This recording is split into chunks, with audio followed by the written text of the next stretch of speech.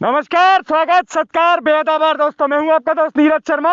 अभी उपस्थित हूं खेड़ा ब्राह्मण गांव में। जो मेरे पीछे देख रहे हैं, सारी की सारी खेती की जमीन है और ये करीब पिछले 26 वर्षों से 25-26 वर्षों से विश्वास कीजिए, ये 2500 बीघा जमीन किसान की इसी तरह से पानी में डूबी हुई है।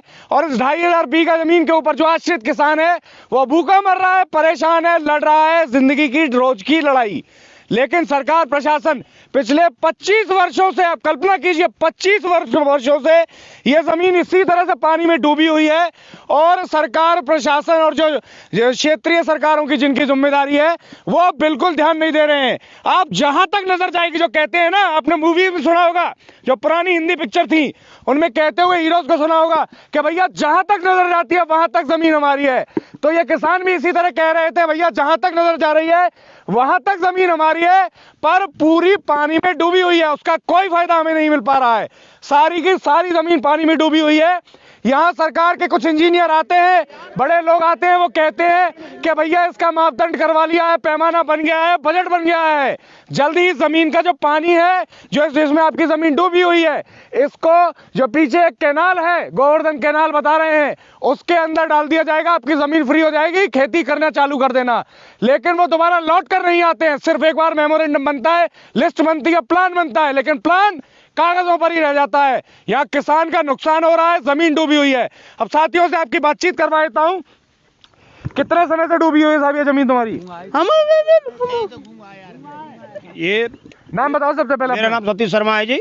ये कितने समय से डूबी है? ये 25 सालों से डूबी हुई है। टोटल कितनी जमीन होगी? ये करीब 2500 बीघा जमीन है। 2500 बीघा जमीन पानी में डूबी है 25 सालों से। ये पूरी खेती की जमीन थी? पूरी खेती की जमीन थी और उपजाऊ जमीन है। हमारी सारी जमीन बंजर हो चुकी है, जिसमें भी पानी भी नहीं है वो भी बंजर हो चुकी है। तो भैया इतने सालों में तो 4-5 साल सरकार बदल गई, नेता यहाँ वोट मांगने आते हैं, तो आप लोग फिर उनको ये ना कहते कि भैया हमारी जमीन फ्री करवा के दो तुम हमें। हमने सभी से गुहार लगाई है, सभी से गुहार लगाई। बार बार सरकारें आई थी, उन्होंने सभी से गुहार लगाई।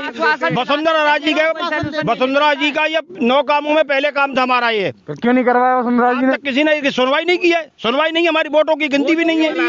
अच्छा, ये वजह से ये वो बता रहे थे कि एक बार कुछ इंजीनियर आए थे, प्लान बनाया था। उन्होंने प्रोजेक्ट बनाया था 4 करोड़ रुपए के लगभग। बोले इसमें डाल देंगे गोवर्धन कैनाल में, वो आज तक नहीं हुआ। अच्छा, मैं उमाशंकर जोशी खेड़ा ब्राह्मण से बोल रहा हूँ साहब। आज तक 1996 से आज तक ये पूरा पानी से भरा हुआ है। यहाँ की जनता इतनी तबाह हो चुकी है कि यहाँ से पलायन करने की उम्मीद हो रही है। ये पानी से अभी तक नहीं खला है, कोई भी न सरकार सुनाई करती है न कोई सुनाई करता है हमारी साहब। 96 में फिर ये बाढ़ के समय आया हुआ पानी। बाबूजी आप इधर आ जाइए सामने की ओर। साहब ये सरपंच है हमारे यहाँ। हाँ सर, आप बताए ना, फिर जो जनप्रतिनिधि है कम से कम वो तो आवाज उठाए जनता के लिए। ये जमीन ऐसी थी हमारी, पहले 25 मन का गेम करता था। सामने की ओर आइए, पूरा मैसेज जाना चाहिए। हाँ, नाम बताइए अपना पहले। मेरा चंदन सरपंच। कितने समय से डूबी हुई है? ये 25 साल है इसके लिए। तो सरपंच साहब, आप सरपंच से कुछ कर क्यों नहीं रहे? 25 साल हमने खूब डोले साहब, खूब डोले, अब डोल रहे हैं, कोई सुन ही ना है। देखा भारी कर जाए और फिर चले जाए, कोई सरकार ना सुन। नहीं, 2 गांव ब्राह्मण के ये, इसलिए इनके नहीं सुन रहे ये, मैं बताऊं। अच्छा, तो ये टोटल कितना, 4 गांव की जमीन डूबी हुई है इसके अंदर? मेन तो 2 गांवों की जमीन है साहब, बाकी ये खोथरा है, बरौली है, दांदू का नगला भी है, खेड़ा ब्राह्मण और सामई की जमीन डूबी हुई है साहब।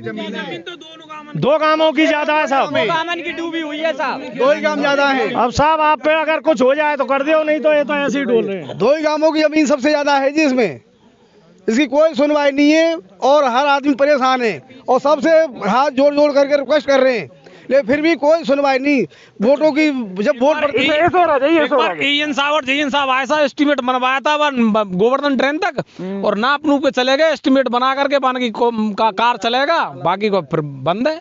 कितना क्या एस्टिमेट बनाया था? एस्टिमेट 4 करोड़ के लगभग बनाया था। नाली बन के जाएगी यहाँ से गहरी और पट के जाएगी, वो एस्टिमेट बना करके जेएन एक्शन वगैरह सब है, फिर बाकी बाद मई की मई खत्म है। वो जिस कैनाल में पानी डालने की बात कर रहे हो उसकी दूरी कितनी होगी यहाँ से? लगभग 3 किलोमीटर। इस जगह से बात कर रहे हैं? हाँ 3 साढ़े 3, हाँ 4 किलोमीटर के अंदर है। तो साथियों, मैं पूरी जानकारी को एक बार फिर से कंक्लूड कर दूं। आगे की ओर आइए, पानी पूरा दिखाइए, किस तरह से किसान की खेती की जमीन पूरी बंजर हो रही है। 1996 में जो बाढ़ आई थी, उस बाढ़ का ये पानी है जो इसमें आकर जमा हो गया, स्टोर हो गया, क्योंकि डूब क्षेत्र तरह का ये है, थोड़ा नीचा है आसपास के क्षेत्रों से, तो पानी पूरा यहाँ पर इकट्ठा हो गया, एकत्रित हो गया। पिछले 25 वर्षों से, विश्वास मानिए 25 वर्षों से पानी इसी तरह से भरा हुआ है।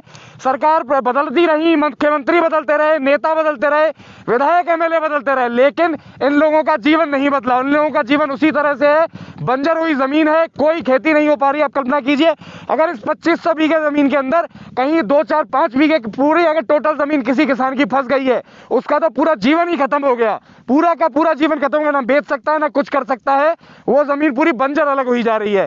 प्लान बना, कागजों पर बना, और जमीन पर होता हुआ कुछ दिखाई नहीं दिया। आपका क्या मानना है? आप कमेंट करके अपनी राय जरूर दीजिएगा, वीडियो को शेयर जरूर कीजिएगा कि एक क्षेत्र में खेड़ा ब्राह्मण एक ऐसा गांव पड़ रहा है। तहसील कौन सी लग रही भैया आपने? डीग तहसील के अंदर, भरतपुर जिले के अंदर, जहां 25 सालों से किसानों की जमीन डूबी हुई है, लोग परेशान है। अंत में एक माता जोड़ना चाहती है, कुछ इनसे बातचीत कर लेते हैं। हाँ माता जी, नाम बताइए। गिरिराजी नाम है मेरा। कितने समय से डूब रही है जमीन? 25 साल है गई है, कुछ खावे को ना ने को नाच पानी, भूखे मर रहे हैं। अब बताओ कहाँ थे खावे?